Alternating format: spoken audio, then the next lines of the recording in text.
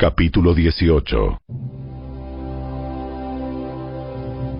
Jetro, el suegro de Moisés y sacerdote de Madián, se enteró de todo lo que Dios había hecho por Moisés y por su pueblo, los israelitas, y oyó particularmente cómo el Señor los había sacado de Egipto. Anteriormente, Moisés había enviado a su esposa Séfora y a sus 2 hijos de regreso a casa de Jetro, y él los había hospedado.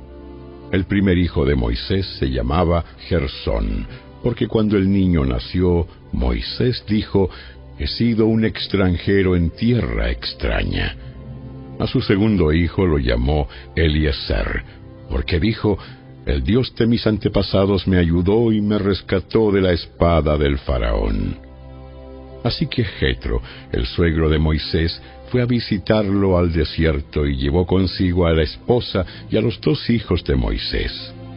Llegaron cuando Moisés y el pueblo acampaban cerca del monte de Dios.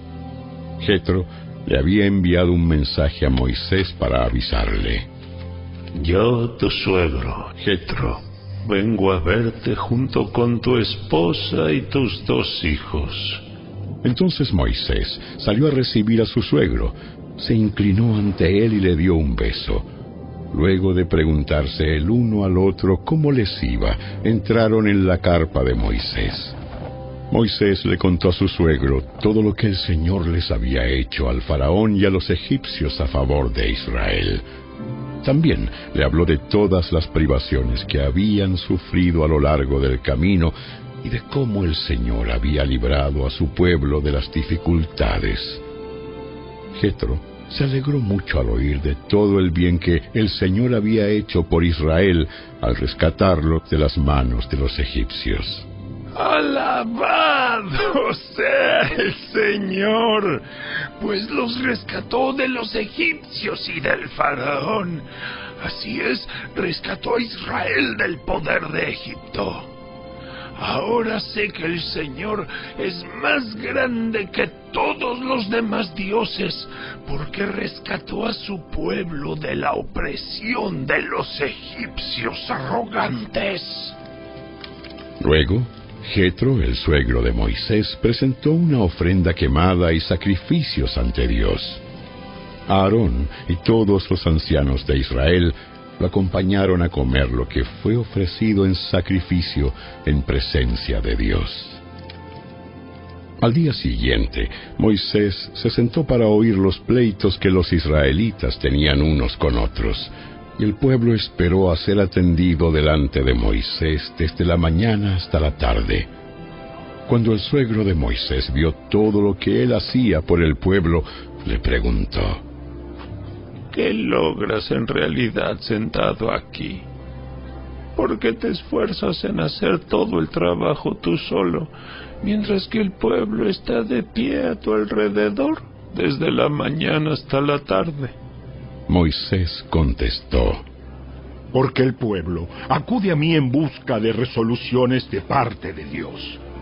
Cuando les surge un desacuerdo, ellos acuden a mí, y yo soy quien resuelve los casos entre los que están en conflicto.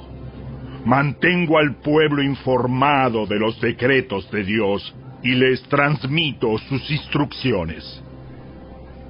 No está bien lo que haces. Así acabarás agotado, y también se agotará el pueblo. Esta tarea es una carga demasiado pesada para una sola persona. Ahora escúchame y déjame darte un consejo, y que Dios esté contigo. Tú debes seguir siendo el representante del pueblo ante Dios, presentándole los conflictos. Enséñales los decretos de Dios, transmíteles sus instrucciones, muéstrales cómo comportarse en la vida. Sin embargo, elige de entre todo el pueblo a algunos hombres con capacidad y honestidad, temerosos de Dios y que odien el soborno. Nombra a los jefes de grupos de 1000, de 100, de 50 y de 10 personas.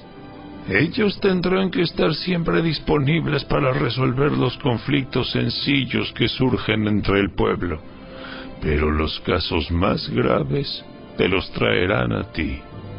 Deja que los jefes juzguen los asuntos de menor importancia.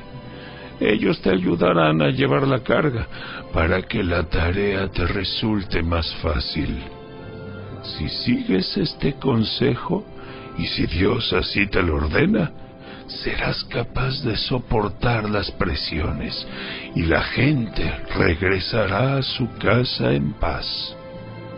Moisés escuchó el consejo de su suegro y siguió sus recomendaciones. Eligió hombres capaces de entre todo Israel y los nombró jefes del pueblo.